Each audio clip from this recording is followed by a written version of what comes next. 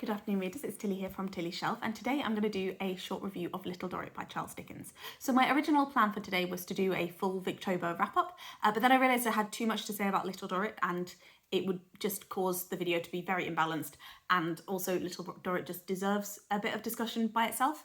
So that's what we're going to do. So reading Little Dorrit this year was part of my personal annual Victober challenge. So every year the hosts, which this year was Katie at Books and Things, Kate Howe, Marissa at Blatantly Bookish, and Roz at Scallywdambling About the Books. Every year they produce a fantastic array of prompts that we are all encouraged to join in with to inform our exploration of Victorian literature. And this year I really tried to get on board with that, and I definitely read something kind of in line with all of the prompts. But my personal goal is to work my way through the rest of the big Dickens books that I feel that I should have read. So over the last couple of years, I've done Bleak House, I've done Oliver Twist, Tale of Two Cities, various others. And this year it was time for Little Dorrit, which is one that I've been looking forward to for a very long time. And I'm very glad that I finally got to it. So Little Dorrit was serialised in 1855 to 57. I thought it was in Household Words, but when I looked it up yesterday, it seems as though it was just published in its own private serial, so you could just buy issues of Little Dorrit just by itself, which is interesting. And obviously it was successful enough to sort of sustain itself without other stories sort of around it. And it is one of the classic really beefy big Dickens stories that focuses on that has a huge kind of web of interconnected storylines that has a focal point. So like Bleak House, the focal point is probably like Jarndyce and Jarndyce, our mutual friend. It's the mystery of the dead body and the missing man. Without getting sidetracked into the wonders of Bleak House and Our Mutual Friend, in Little Dorrit, the focus is Little Dorrit herself. I feel like I've said Little Dorrit so many times already, which is Amy.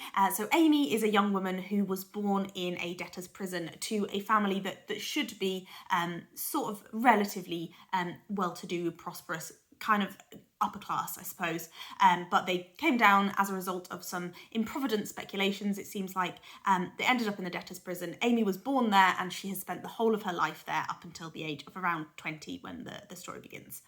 So she's the child of the daughter of Marshalsea, and her dad has been there for so long that he's known as the father of Marshalsea.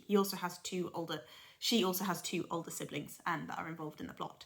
And for me, Little Dorrit, the character of her herself, was one of the absolute highlights of the book. I really liked her and the way that she was. I felt very warm and caring towards her, even though I had some issues with how she was treated by other characters, which perhaps I'll come to later on in the story. Spreading out around Little Dorrit, then, there's a whole selection of characters, and it's just one of the things that Dickens does so well, is creating this kind of spellbinding web of all of the different characters. There's always a lot of atmosphere. There's great scene setting here. The scene setting of the Marshalsea itself is brilliant. There's also the very atmospheric Clenham house, which is the house of an older woman who is employing Little Dorrit to do some needlework, and she has a son who becomes very important to Little Dorrit's kind of life and future experiences. Just the way that Dickens can construct that kind of world and atmosphere, I always find it very, very, very successful. His writing is very evocative. I'm not one of the people that gets annoyed with how wordy Victorian books are. In general, this Victober I had some mixed experiences, but in general, I love that they can be so generous with their prose and that they can really build the settings and so on, and that they don't seem to be trying to do it in the minimum amount of space, that they're willing to sort of spend a couple of pages just talking about a house or a street or a dinner party that's not actually plot relevant. I love that indulgence that you get in Victorian literature, and you definitely get that in Little Dorrit. There are some times where it possibly pushes over towards the sort of excessive, but yeah, in general, it's pretty good. So general impression of Little Dorrit, then, I've already said I loved her herself and the world that Dickens builds. But I would say, overall, it's not my favourite Dickens. I think there's a very clear... I haven't read all of them, obviously, and that's why I'm trying to work my way through them. But there's a very clear kind of banding of Dickens quality, that like right down at the bottom you've got Hard Times and Oliver Twist, and up at the top you've got Bleak House and Our Mutual Friend, and maybe some of the others that I haven't read yet are right up there. I've heard good things this year about Dombey and Son, and in the middle there's kind of like this big nebulous bunch of like Little Dorrit, Great Expectations, A Tale of Two Cities, that are really, really good, but they're just not quite at the peak. And in particular for me with Little Dorrit, and I won't talk too much about it, but it was the ending that really let it down. And I thought this was going to be like really up there, but there was just the way that everything kind of came together or didn't come together at the end, I felt didn't live up to how he pulled it off in some of his other works. So yes, it would still probably be in my top 5. So I've said I liked Little Dorrit as a character and a premise. I liked a lot of the plot lines. So I felt that kind of like I know Dickens well enough now, and I know Victorian literature well enough, that I can kind of see where things are going. And that sounds like a bad thing, but I actually loved it.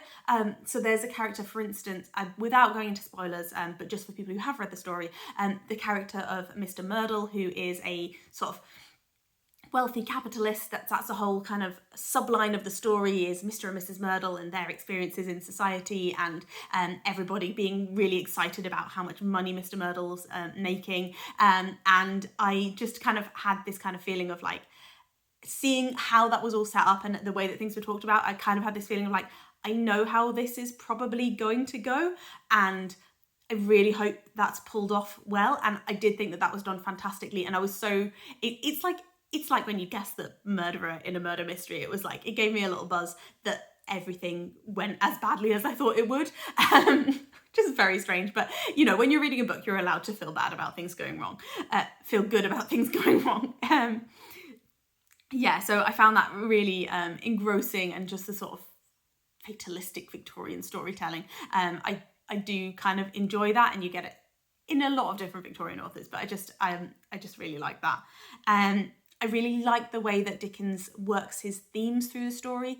So the biggest theme I would say in Little Dorrit is imprisonment. So we have the Marshalsea debtors prison itself. We also have some characters that are in a real prison for doing bad things. Although, you know, like varying degrees of that, and what happens to them after they are let out of that prison, and the kind of the legacy that their prison time has for them.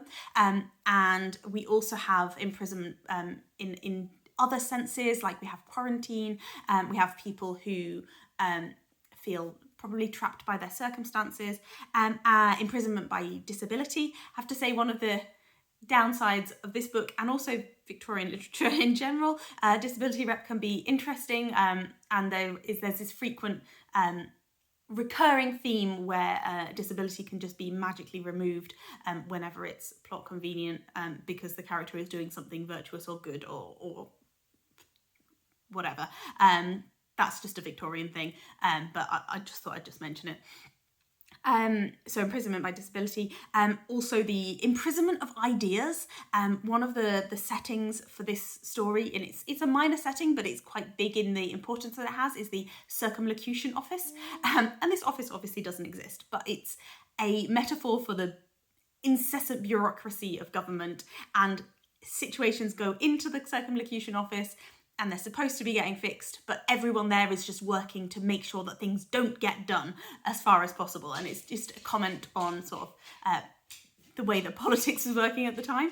I thought that was really well handled. And yeah, it was like this idea of like trying to trap down ideas and things that would be for everyone's benefit. They're all just stopped by this kind of like, whether it's malicious or just purely lazy, a lazy force. So those were all the things, a lot of the things that I loved. Things that I didn't like so much was, sorry, my dog might be a little bit squeaky. Let me just calm it down. Of all the things I thought might interrupt me filming today, the dog really wasn't the one that I was thinking about. Okay, so things that I didn't like so much. I didn't like the portrayal of certain characters. So there's a lot of brilliant minor characters in this. A lot that I really, really love. A lot that I found very interesting. I love the Meagles, this family of the Meagles and their daughter. I love the Plornishes. And interestingly for me, there was a little throwaway comment about Mrs. Plornish breastfeeding her child, and later on it's mentioned that this child is 2.5 years old, and that for me was like, oh, that's kind of interesting, because I was wondering whether Dickens was mentioning it because it was unusual, or whether he was mentioning it because it was just, that was normal for the social class in the time period. So yes, that sparked some thoughts for me. Other minor characters that I really liked. I liked kind of like the whole Clenham household. I thought was really, really good, really well done. The servant characters as well. But there were some minor characters that weren't handled well at all. And for me, the key one is a character called Flora. So Flora was a love interest for one of the characters many years ago. She then married somebody else. She's now been widowed. And the presentation of her as a middle-aged woman on her own in life is really quite unforgiving. It's supposed to be comic. She's supposed to be sort of a light relief character, but it's handled in such a way that I felt really quite unhappy about it. So she's portrayed as being just overly interested in gin and pies. She's portrayed as being really kind of like silly, not very self-aware, not able to sort of analyse situations, even though she's kind of kind-hearted. She's shown as just being really foolish. It reminded me a little bit of Miss Bates from Emma, except when you read Miss Bates carefully, you can see there's a lot of depth in the things that she says. Like, so Flora also makes these kind of really long and sometimes quite irritating speeches. Miss Bates, you can see that there's depth and perception to what she's saying. Flora, it really just became quite frustrating and repetitive. But at the same time, like, I wanted Dickens to be nicer to her, because I didn't think that there was any need for this character to be portrayed the way that she was. She could have been done a bit more sympathetically. So I was disappointed in Dickens for that.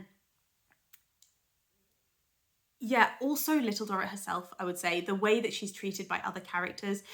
I think this Victober, I just had a surfeit of young female characters who are portrayed as maybe a bit naive, who are just relentlessly patronised by everybody else in the book, and kind of held up as perfect and sort of angel in the room type things, but angel in the house, I think it is, but like held up as perfect, but at the same time intellectually dismissed.